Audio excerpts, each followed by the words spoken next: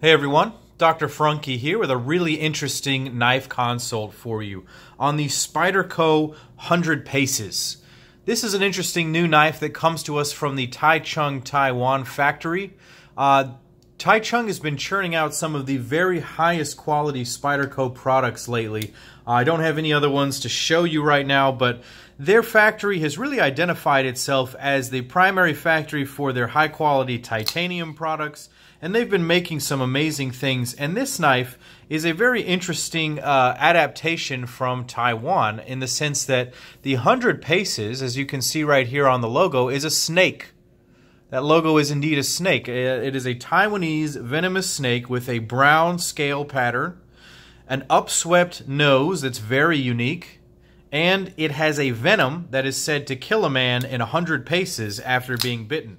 And so they've developed this knife as sort of an in-house thing from what I understand, and it's very cool to me that the factory and the folks over there are sort of identifying themselves, coming out with a product like this, and showing that they have very high quality manufacturing, because honestly, the Golden, Colorado and the Taiwan factory, they both put out very good stuff, but Taiwan may put out even sort of higher end things like the Spyderco Nirvanas and the Paisans and all the high end titanium ones. So interesting to see this knife from that perspective. Why don't we go ahead and get some raw numbers on this guy and get some vital signs so you understand that this is a huge knife. It has a 4-inch blade, 4.5 inches to the pivot, 9 1/4 overall. You're looking at a 5-inch handle with about 5 1/4 inches of grip area. Because of these skinny G10 scales, the thickness is coming in at right at 1/2 inch, about 496 right there, and the blade stock is 136.5. It is a nicely sized blade. You can see that it is quite big. I'll bring out another couple of knives for a size comparison. I'll just skip the Para 3 and bring out the Paramilitary 2. You can see how much bigger this 100 Paces is than even the Paramilitary 2. Here's a Koenig Knives Arius. This knife actually belongs to Nico as well, so I wanted to bring that out. You can see that the 100 Paces is even bigger than the Arius. Let's bring out a longer knife. Let's see, here's another 4-inch bladed knife. This is the Shirogorov F3R. So you're seeing that this 100 Paces is pretty much bigger than anything else that I currently have in my collection to show you as a size comparison. So it's quite a big knife. And there are some other dimensions that are a bit large on this, and it's really the width. And I've been interested to measure this.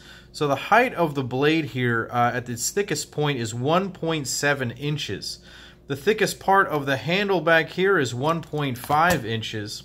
And another measurement I've been really interesting to know is how wide this is when it's closed like this. So I'm going to go ahead and measure all the way across, and it's at 2.1 inches of width right there. That may be the widest knife I have ever experienced. The Koenig is quite wide in the pocket. The Paramilitary 2 is quite wide in the pocket. But this one takes the cake. Oh my gosh, I don't even have these all in frame. There we go. This one takes the cake absolutely in terms of the absolute width in the pocket. And that's something that's a bit of a hindrance, if I'm honest. Let's go ahead and break this knife down anatomically so we can see what we're working with. This has a full flat ground blade of XHP steel, and it is awesome. This is one of the best slicing knives that Spyderco makes. This is an aggressive cutter. Nick Shabazz made a great video on this where he talked about how well it works, and he is not lying. This is such an incredible functional working blade. What I've noticed, though, is that based on the ergonomics of this handle and the angulation of the blade, it's going to be ideal for cuts like this. I would say if you're going to be cutting food, or if you're going to be cutting rope, or something where you're going to be making this kind of a cutting action, hopefully not fingers, I'm about to put my finger under it, right? This will work really nicely for you. It's an incredible cutting tool, full flat grind, comes to an impossibly thin area right behind the edge. Let's go ahead and measure that out. I measured everything else on this knife. Why not? So 0.165. That's way thinner than what it is behind the edge on the PM2, and it's a very awesome blade. XHP steel is incredible. I'll just give you a little anecdote here. I was actually at the Blade Show, and I was having a conversation as I was placing an order with Mr. Andre Thorburn, you know, one of the greatest South African knife makers out there. And he told me that he prefers XHP steel to M390 because it's a bit tougher and it's easier to sharpen. M390 tends to get a little chippy on him, and he doesn't really like that. So I've enjoyed XHP steel in every application that I have used it. Currently, I have it on my Koenig Arius, and it's absolutely insane. If done well, it's one of the best steels on the market. Moving back to the pivot, this is running on phosphor bronze washers. Maybe you can see them in there. Very smooth action. This one has been tuned by the Shabazz himself. So it does have a nice action, but usually Spyderco's on washers are easy to tune, and to get to that point, it's easy to spider flick, easy to use the thumb to open. It's got a snappy little action. It's got a nice detent. It really is the spider hole only deployment, but it's very easy and convenient to do that in a lot of different ways. As you can see, lockup is via a liner lock. There is a little bit of lock stick. I hate calling it lock stick. Really, it's just more like lock friction. It's not like lock stick is when a lock really doesn't disengage or it hurts my finger. I have to push it so hard. Some other knives that have this sort of phenomenon are going to be my Shirogorov F3. Some people call that Shiro stick. Mine is getting lighter as I've been using it, but it's got a very small hint of that stick. I would say that my JD Vandeventer Gold has some. You can hear that. It's not really a problem, and it's not really stick. It's just friction, and that does not necessarily mean anything other than that you actually have a very solid lockup with a lot of engagement. It's not always the case, but as I've talked to a few makers, they explain that having a little bit of friction as you come off of your lockup is actually indicative that you have a very solid lockup. So I would trust this. It looks very strong. It seems very strong. Lockup is about, I don't know, 40%, 35%, somewhere in there.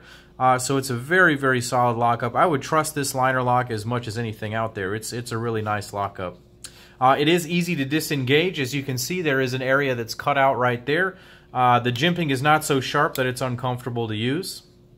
Moving back to the handles, it's done in this multicolored sort of G10 look. I think that it's layered G10 so that some of it's lighter, some of it's darker. Correct me if I'm wrong on that. Maybe the pattern goes across like this. I'm not entirely sure.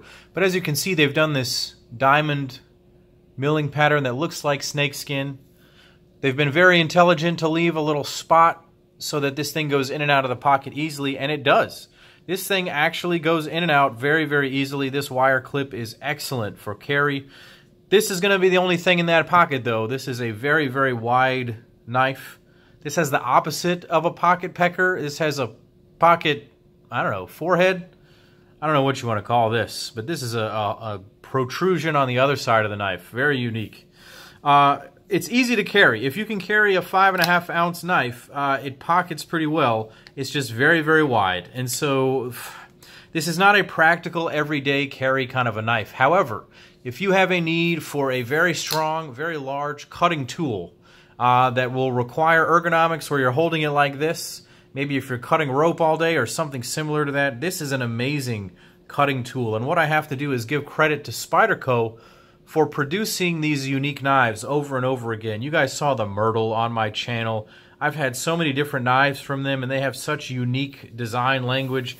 Yes, it's fun to go out and buy the standard, the go-to, you know, the pair of 2s and the pair of 3s, because they're more plain looking. But even though this is an odd thing, they did not lose focus that this is an excellent cutting tool, and so I appreciate that very much. If this design speaks to you, if you need a big, heavy cutting tool, go ahead and check out the Spyderco 100 Pacer. I don't have the pricing right now. I'll leave a link down below to maybe like Blade HQ so you can check out the pricing. But really cool knife. I wanted to say thanks again to Nick and to Nico. Why don't you guys leave some comments down below about what you think of this knife. Kind of big, kind of crazy, but super functional. Let me know if you have one and what your experience has been. Click like and subscribe to my channel here. Head over to Instagram and check me out as Dr. Frunky. And as always, guys, take care.